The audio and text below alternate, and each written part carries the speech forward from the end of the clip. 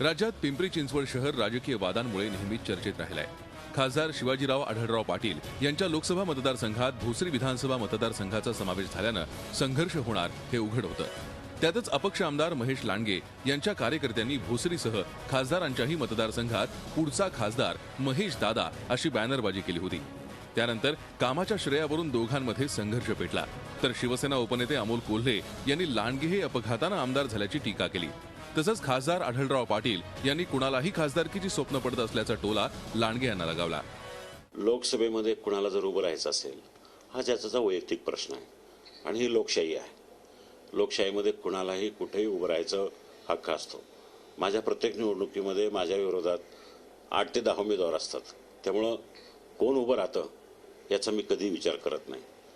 2009ला तर शरद पवार उभे राहणार होते आणि त्यांनी तसं जाहीर केलं होतं, त्यामुळे मी कधी डगमगलो नाही। तर कोणत्याही नेत्याच्या कार्यकर्त्यांना आपला नेता मोठा व्हावा असंच वाटत असल्याची सावध प्रतिक्रिया महेश लांडगे यांनी दिली आहे। प्रत्येकाला वाटतं ना की आपलं कार्य आपण ज्याच्यावर श्रद्धा ठेवतो तो मोठा व्हावा, आज ना उद्या मोठा व्हावा, या उद्देशाने त्यांनी लिहिला असेल। मी माझ्या व्यक्तिगत कुठल्या स्टेटमेंटमध्ये मी असं कधी बोललो नाही की बाबा हे म्हणजे मला खासदार व्हायचं किंवा मला लोकसभा लढायची, असं मी कुठं बोललो नाही।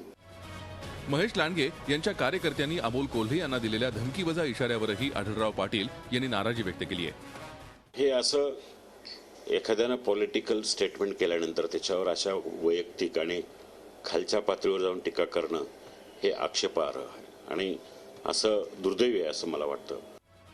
दरम्यान महेश लांडगे यांनी आपण अमोल कोल्हे यांचा आदर करतो असं सांगून बाजू सावरण्याचा प्रयत्न केलाय।